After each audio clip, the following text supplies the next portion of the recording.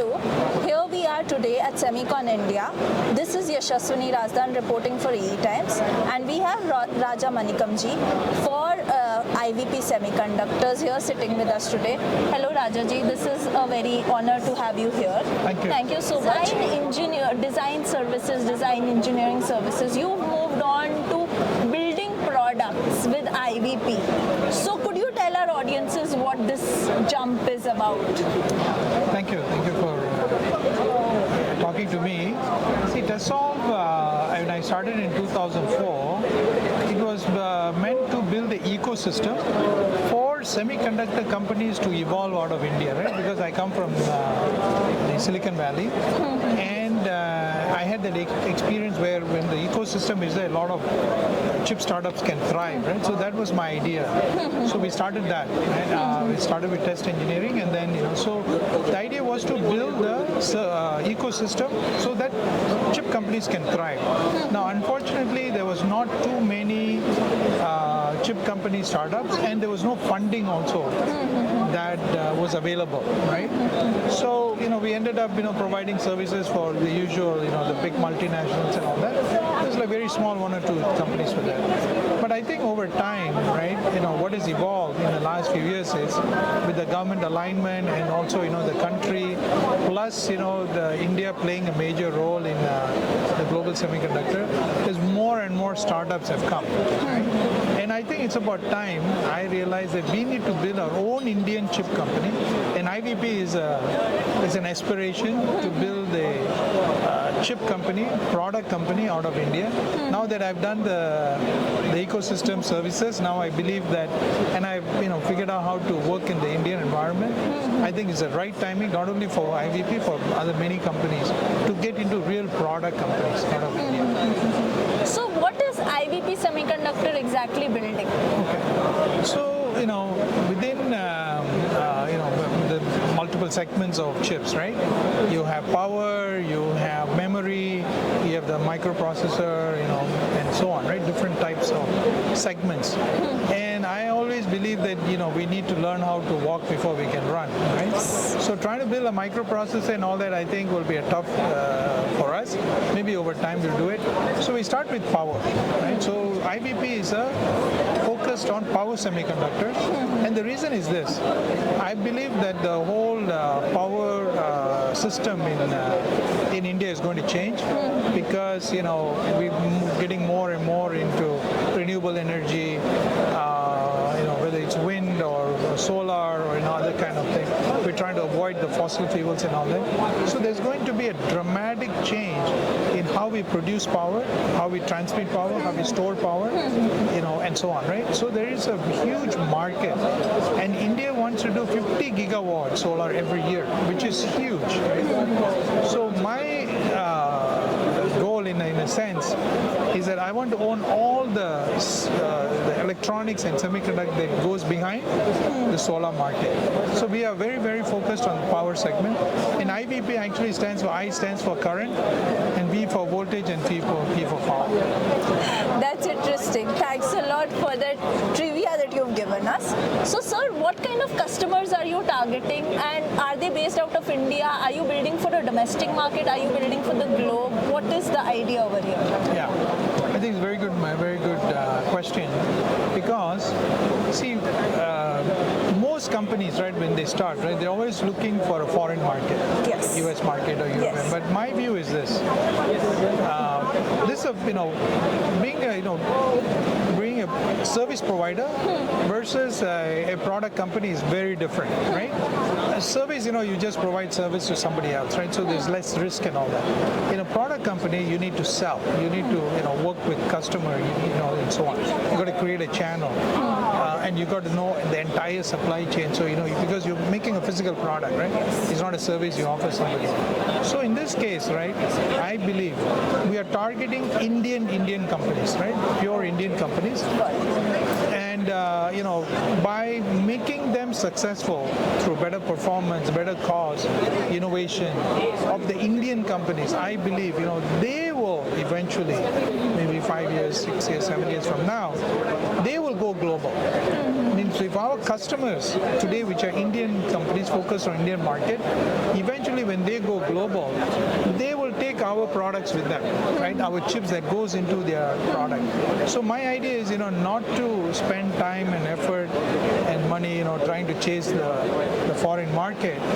We will go global, but we will go global through our Indian customers. So are you selling the IP, or are you actually, because you're a fabless, so how does the business model play out over here? So we don't sell IP. We use IPs from many companies. Yes. Our focus, we are actually selling the actual chip. Okay. We sell the chip and the subsystems, the modules, like DC-DC inverters, relays, solid state relays, power modules, power train, and so on. So these are the two type of things that we sell. But we actually sell the physical product. In the ecosystem, which is largely governed by the NXPs and the Infineons and big names, all our products right now have the power semiconductors. So how do you hope to compete with that kind of ecosystem? How do you hope to set inroads in it? Yeah, see, 100% of this market is dominant, or majority is dominated by these big guys, right? Yes. Who've been there for 50, 60, 70 Yes, years, right? yes. So it's a good question, how do I compete, right? So one of the things is, when we meet, that's why I said I'm focused on the Indian customers, right? Yes. So that is my backyard. I'm an Indian company. Yes. I should have an advantage of selling to an Indian market because it's in my backyard, Yes. right? For a foreign company to sell versus this, right? So that's inherently, right, there should be an advantage. Second thing is, for me, the Indian companies are tier one, right? They are God to me, right? Yes. Versus for all these foreign companies, the Indian companies are small, they're tier two or tier three, right? For obvious reasons, right? Because they have limited resource who they want to engage at a deep level. Typically, they will engage with the bigger companies, right? So, so I have a huge advantage where, for me, the Indian companies are tier one, and I'm engaged with them at a engineering level. Most foreign companies, they say, hey, look, I have a chip, it's good for this, use it. If there's a problem, how to design it in and all that, right? They're not going to get much help. Exactly. Whereas in my case, I'm sitting there next to them, my field application guys, my design engineers, so with them. So the idea is, help them create a roadmap and make their product better and better. So which most foreign companies will shy away from doing because, they need to plan where their resource goes. The third one, very important thing is during the COVID, right? Because of the supply chain breakdown, Indian companies did not get priority. Right? So in my case, what I'm telling them is, look, you are priority number one, Indian company, my customer, you are number one, and I will hold inventory for you. If you design my chip into your system, we will make sure that you don't have to worry about supply chain at all, because I will hold inventory for you locally, right? Be it in wafers or finished parts or whatever. So we'll work out a scheme. So this is one of the biggest worries that if you're a system company, right? Worry is, will I get my chips in order to deliver, right? I assure that, right? So this is, so the performance, we help them performance. We help them compete globally. And then, we assure them supply chain. Interesting. Sir, so what kind of customers are you targeting in this power semiconductor chain? Who are going to be your customers? So a lot of them are, solar guys who are making inverters, UPS, and then some people are system integrators. So solar market is one big market for us. Yes, EV is another big market we have, right? Two-wheelers, four-wheelers and all that. And we're also looking into, one of the newer areas areas is railways, right? The number of conversions that's happening not only in India but globally, especially in Asia, metros and all that, right? So today the shortage is electronics to drive these coaches, right? There's a severe shortage, and as you know, even in India, even second-tier cities are going for metro. Yes, right? So there's a huge demand. So we are working with people who are suppliers to that. Interesting. Sir, what kind of talent are you building here at iVP? What kind of talent is required? Do you see some sort of gap is there, or have we reached that stage where talent is plenty? What I'm saying is, one of the huge advantage for India is that scale of talent we have. Yes.